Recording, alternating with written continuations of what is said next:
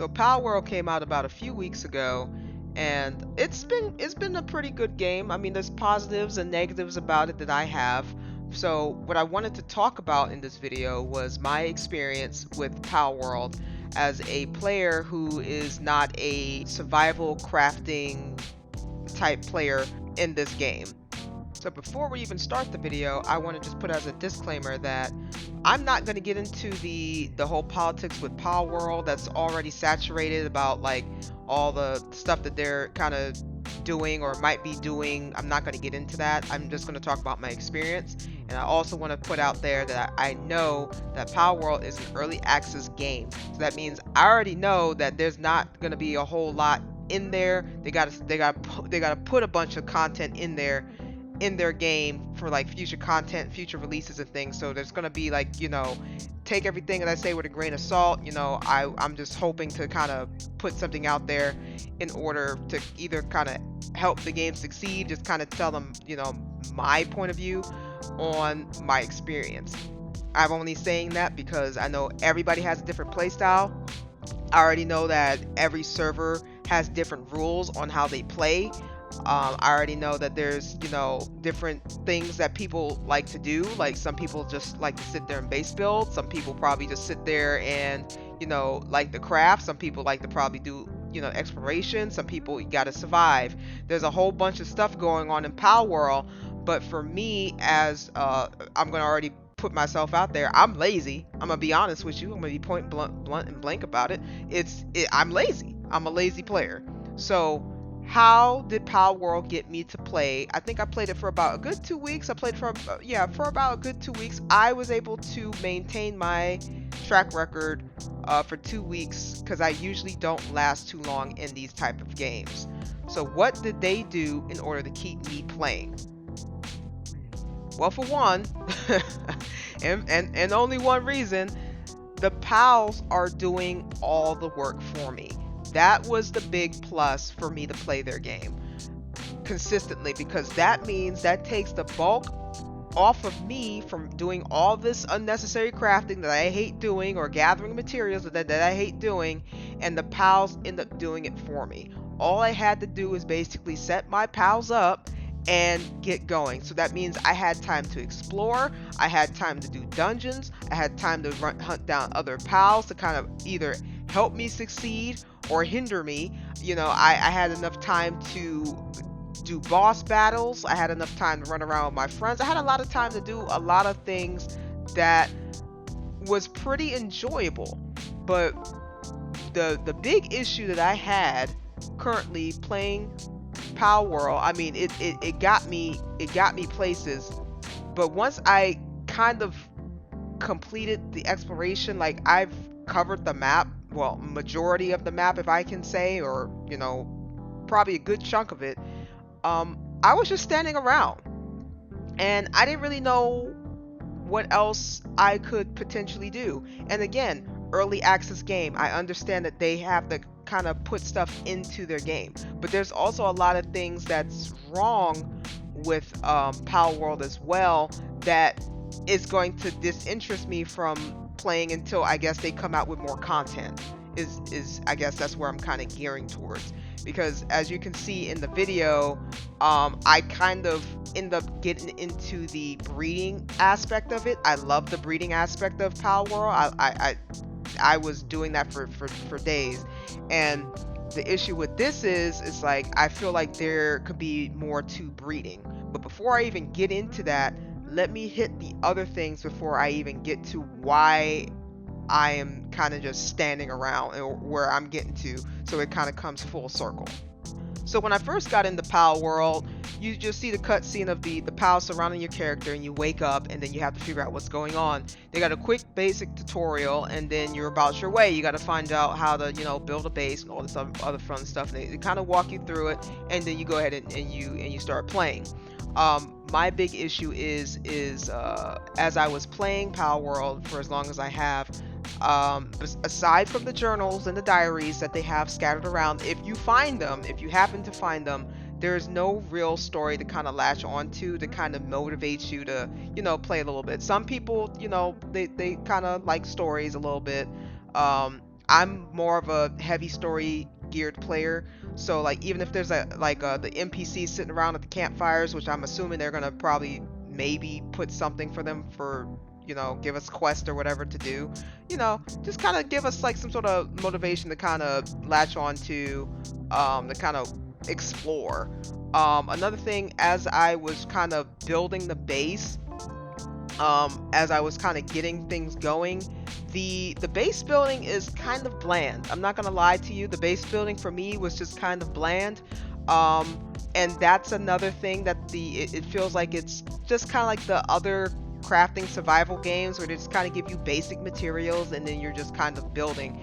There's that's just kind of it. Like I'm not the best base builder. If I played Minecraft or anything like that, I probably would have made like a super basic house, but you can still be able to make some insane design uh, with just Minecraft blocks. Here, it's like these crafting games, they kind of give you like the basics, like the wall, the roof, the things. I hope they add more so you're able to complete more interesting builds. Along with that, the like for example, the roof, you have to kind of rig the roof somehow in order to attach another roof, and you can't turn things around like an upside down triangle to fit things in certain places. And it's to the point where it's just like, well, why don't we have this already? Like what's holding us back from building things like we should try to build it? I feel like there needs to be more emphasis on how we can build, right? Because I mean, people can build some insane things, but it needs to look, I don't know, for me it would be cool if it could look a particular way. Like I have a buddy who, like, not too far from my own house, it looks amazing far away. This looks like a big old barn, but what if you can make something more than a big old barn, right? What if you can do something a little bit more um extravagant for yourself? And that's all I gotta really say about the base building, because I'm always expecting more. I'm kind of like a, what else can you do to innovate what you're trying to latch on to? And maybe we'll see it in future content. I don't know if they'll change it. I don't know if they'll leave it alone. I don't know if they're just gonna focus on just maybe just pals and whatnot. But yeah, that's all I have about the base buildings. Also, on top of that, if you do make a building, if you do make a house for yourself, no matter what you're trying to do, the pals end up getting stuck on the buildings. They don't work well with buildings. They kind of get trapped, and they either, they get hungry, things like that. They don't work well with the building, so I don't know. There's a lot of things with the pals themselves that they have to kind of fix. For me, currently, as of current, playing now real time, my pals, they're just sleeping outside. They're not sleeping on their beds. They're getting trapped on like buildings. They can't figure out like what tasks they need to do. They're running around doing too many tasks. You're trying to find a designated pal to do designated things, and it's a little bit of hot mess, which is workable, but it can be better, I guess I could say. um they have like a navigation problem too, where they're kind of getting trapped on structures like the ranch, whatever else is in their way. They kind of struggle, and whenever I was kind of getting close to them, they seemed like they just corrected themselves immediately because you were like right by. So I don't know if that's a game thing, a server thing, a me thing. I don't know, but that's what was going on with these pals. But what I want to get into right now is the exploration. So traveling is another feature that Palworld has, and I will say that the Palworld world view map is beautiful. It's amazing. The scenery is great. You can see things from miles away and everywhere in between. I can see my house from the volcano location if I look hard enough. Like the view drop is amazing, especially if you're on like flying mounts. If you climb up like gigantic mountains and hills, it's beautiful. But here's the issue with this. the exploration is bland. And what I mean by that, there's nothing really going on aside from you just kind of trekking ground and catching pals. And you see these pals, the same pals, over and over and over and over and over again. And on top of that, when you're fighting the pals, you're not really getting anything like too crazy out of it. I mean, there's like maybe a handful that will give you a run for your money, like the Relaxaurus and things like that. But other than that, there's nothing happening for me to be like, wow, this is amazing. I feel like I'm like traveling on a trip. So that's why I was saying story would be a great feature for them to have for this type of game, rather if it's an NPC, rather if they come in with a rival and they annoy you, and or just something out of the ordinary, like there's a person somewhere and you have to help them out. If you get little missions to rescue merchants, because we have seen merchants being attacked and we were able to save them, and they'll come in and say, hey, look, you saved me. Things like that kind of makes the exploration a little bit more easier to kind of fill into, so you feel like you're either a hero role or a villain role, depending on what your play style is like. That would work for this game. Unfortunately, I don't really see much of it, and that's the hard part for me exploring. I don't like, they can come out with little random events that you probably would never experience, like a pal following you some sort of direction, like like example, you're finding eggs, and you come across a pal that's protecting the egg, like little scenario stories in these explorations, I'm sorry, I keep saying that wrong, would make this game pop out a lot more and interest me. Like, you have to kind of have these things. This world is big. You're traveling for miles and you're seeing the same thing every day. Is gonna be kind of like a static effect for a player like me. So I would hope to see more for explorations. So, which brings into where I'm going to come into now, which is dungeons. So as you're exploring, you can jump into dungeons. Each dungeon is a different level from whatever dungeon that you kind of bump into, and you can do those. And again, you go into these dungeons, and this is going to lead me to the other factor of like what's really like kind of making me disassociate from the game a little bit is same thing. The dungeons are cool. I think there's like maybe 2 different looking dungeons. Again, early access. I mean, I'm pretty sure they can probably make more different variety of dungeons. You go in, you get materials, craft, you capture different pals that you get to see in there if they are in there in your area or whatever, and then you go fight the boss. So this leads me into where I'm trying to get to now, the boss fights. The boss fights, I don't know if it's me, the game, the server, something's going on, but the bosses kind of stand there, right? You're going to fight a boss, and big boss is standing there looking at you and doesn't recognize or doesn't realize that you're there.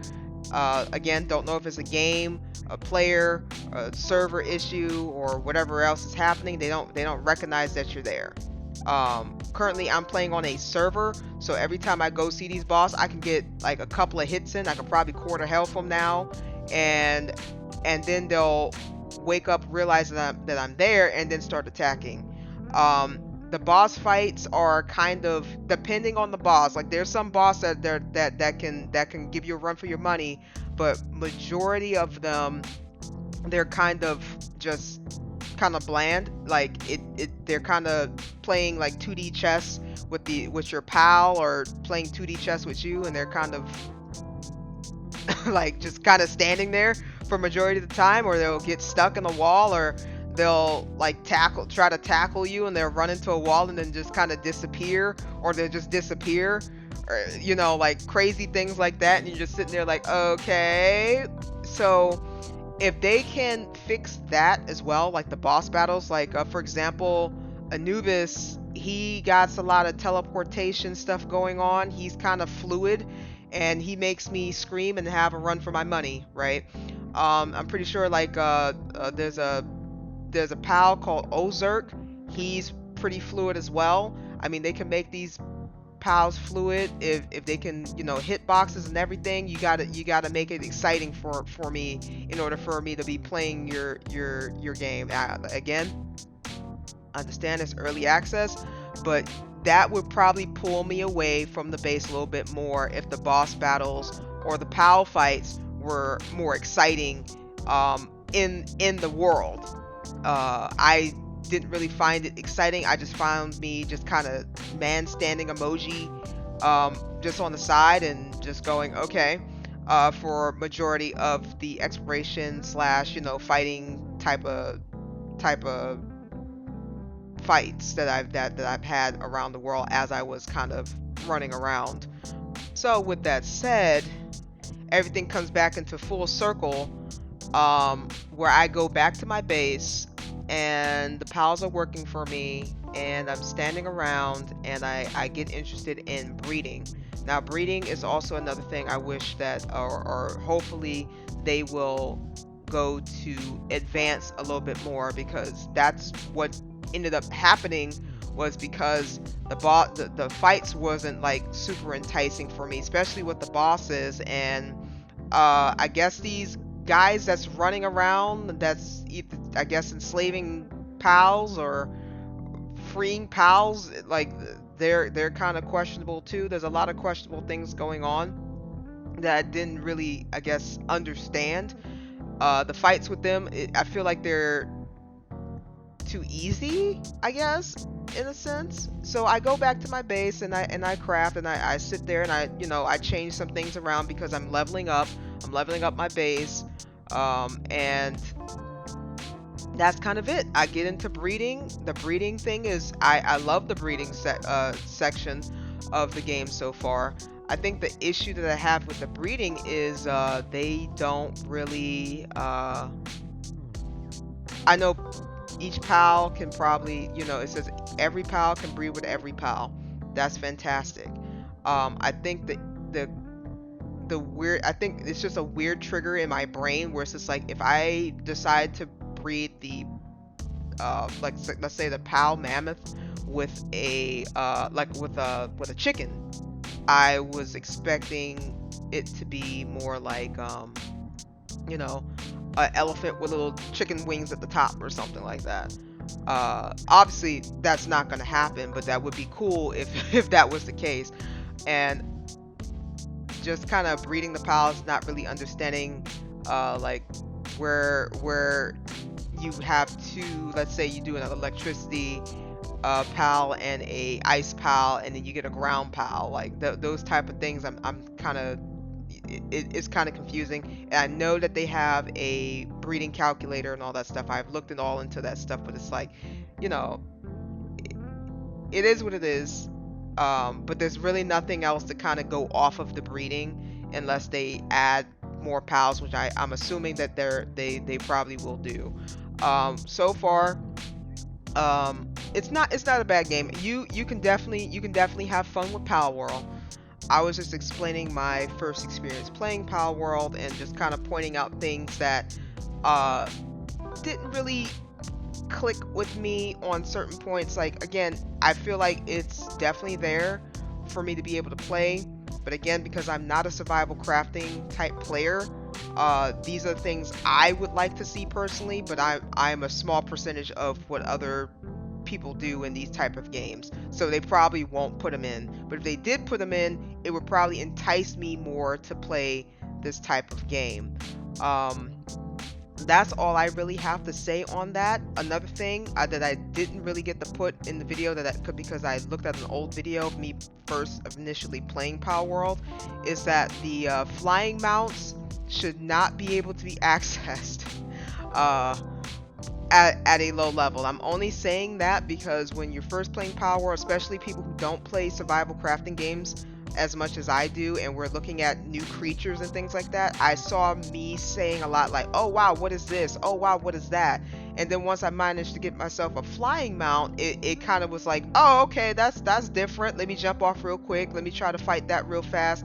let me go, catch it, see if I can catch it. If not, let me just go ahead and dip on out and go somewhere else. So it was kind of like it expedited my playthrough of Palworld a little bit quicker. Is that my fault?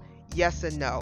I, I believe other crafting games, if they are able to have you fly, it they should definitely have some sort of limiter to that. But hey, again, from what my understanding is on the survival crafting game, is it's open interpreted and it's up to your play speed and your play style. So that's up in the air.